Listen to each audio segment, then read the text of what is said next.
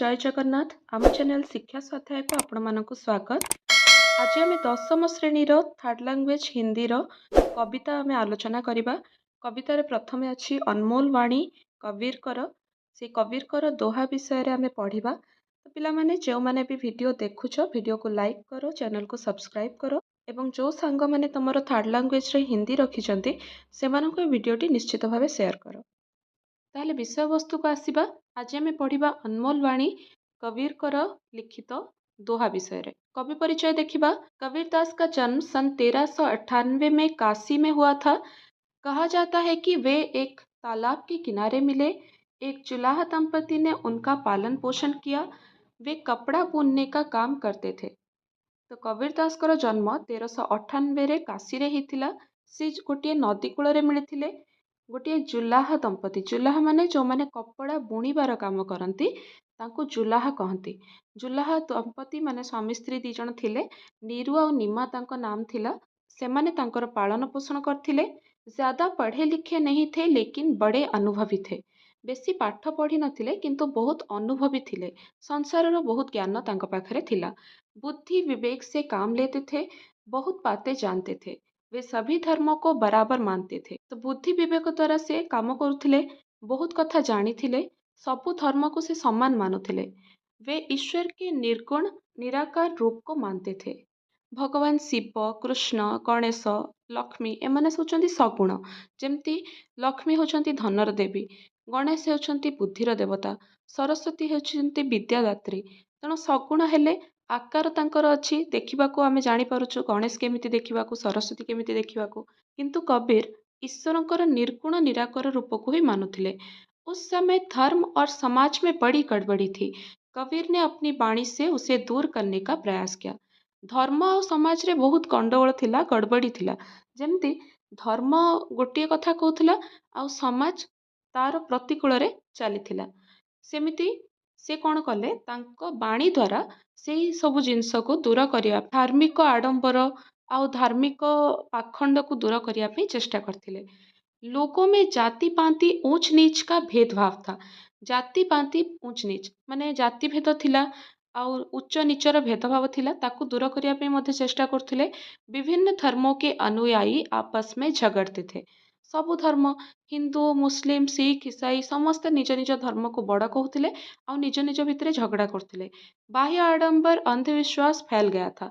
बाह्य आडंबर बाहर को देखई हबार गुण आउ अंधविश्वास सबुआड़े खेली जाइथिला। कबीर जाति भेद, मूर्ति पूजा, बाहरी आडंबर आदि का विरोध करते थे। कबीर जाति भेद, मूर्ति पूजा और बाहर आडंबर को भारी विरोध करते। वे कहते थे कि सब मनुष्य बराबर हैं, सब मनीष समान। वे बाहरी धार्मिक कर्म कांड की अपेक्षा भक्ति भाव पर बल देते थे। बाहर धार्मिक आडंबर अपेक्षा मनर भक्ति भाव को से गुरुत्व देउथिले। वे तीर्थ, व्रत, जप तप, मूर्ति पूजा आदि बाहरी काम छोड़ सच्चे दिल से भगवान की भक्ति करने को कहते थे। तो बाहर जप तप, तीर्थ, व्रत, मूर्ति पूजा आदि न करी से सबु छाड़ी मन भितर भगवान भक्ति करने को से कहते। वे सदाचार, सच्चाई, भाईचारे, धार्मिक सहिष्णुता का प्रचार करते थे। सदाचार, सत आचार, सदाचार तो सच्चाई जो थे सत्यता थिबो, भाईचारा आउ सहिष्णुता धार्मिक भावना को गुरुत्व देउथिले।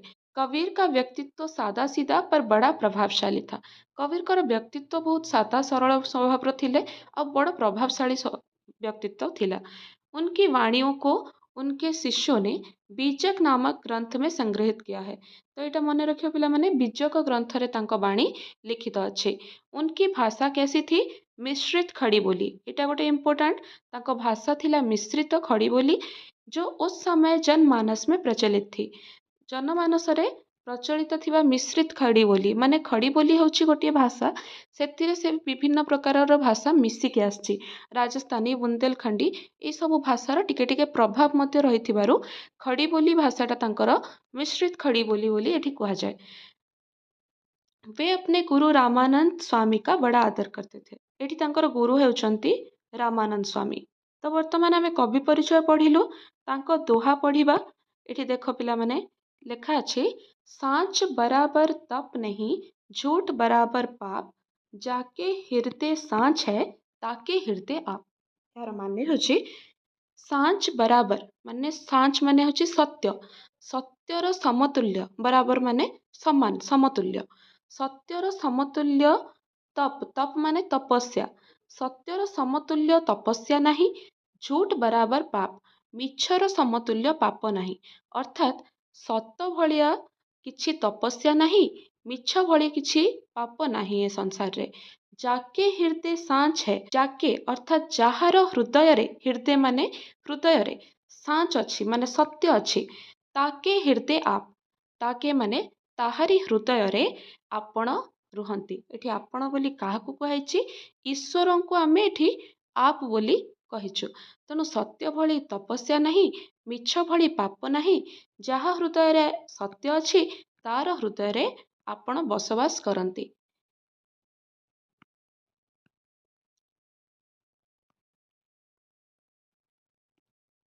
ଦ୍ୱିତୀୟ ପଦ ହେଉଛି जो तोको कांटा बोवे ताही बोए तू फूल, तोको फूल को फूल है बाको है त्रिशूल।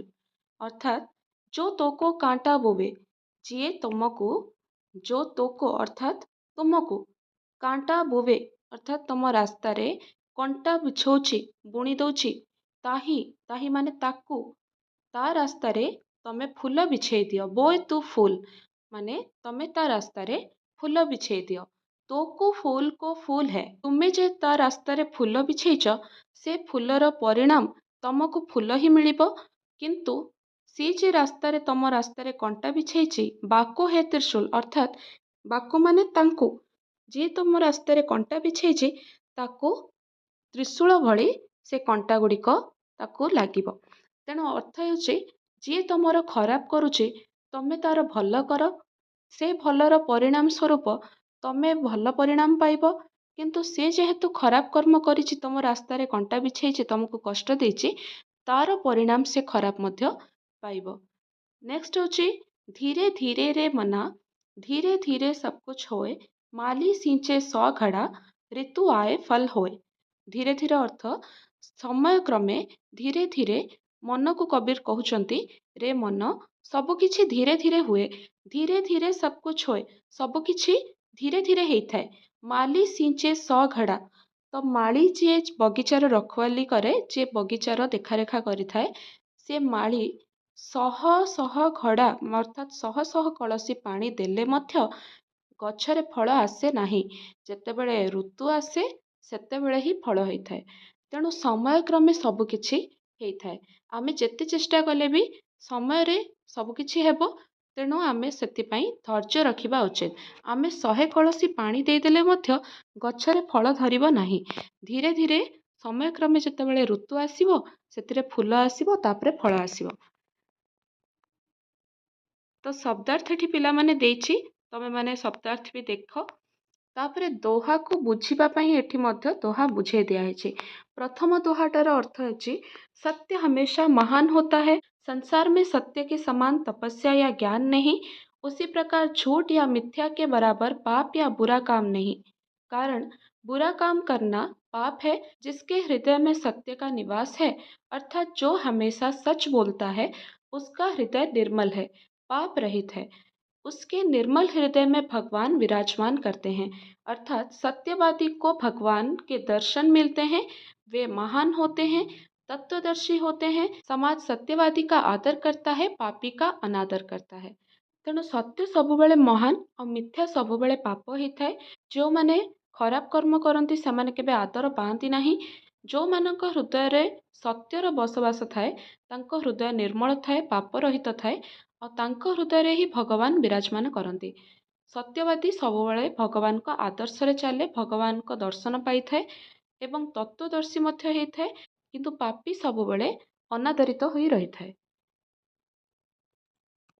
द्वितीय दोहार माने ହେଉଛି यह सत्य है, प्रमाणित है कि अच्छे काम करने वालों को अच्छा फल मिलता है और बुरे काम करने वाले को बुरा फल मिलता है। अर्थात सभी को कर्म के अनुसार फल भुगतना पड़ता है, जैसी करनी वैसी भरनी। कबीर के कहने का अर्थ है कि जो तेरे रास्ते में कांटा बोता है, अर्थात जो तेरी बुराई करता है, तुम उसके रास्ते पर फूल बिछा दो, अर्थात तुम उसकी भलाई करो। इसका नतीजा यही होगा कि तुम्हारी अच्छाई से उन्हें अच्छा फल मिलेगा, उसकी बुराई के लिए उसको बुरा फल मिलेगा। मतलब हुआ कि अच्छा काम करो और अच्छा फल पाओ। ତେଣୁ ଭଲ କାମ କଲେ ଭଲ ଫଳ ମିଳିଥାଏ।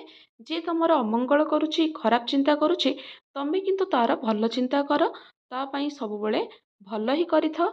ସେଥିର ପରିଣାମ ସ୍ୱରୂପ ତମ ଭଲ କର୍ମର ପରିଣାମ ତମେ ଭଲ ପାଇବ, କିନ୍ତୁ ସିଏ ଯଦି ତମର ଅମଙ୍ଗଳ କରେ, ତାହେଲେ ତାର ଖରାପ କର୍ମର ଫଳ ସିଏ ଖରାପ ପାଇବ।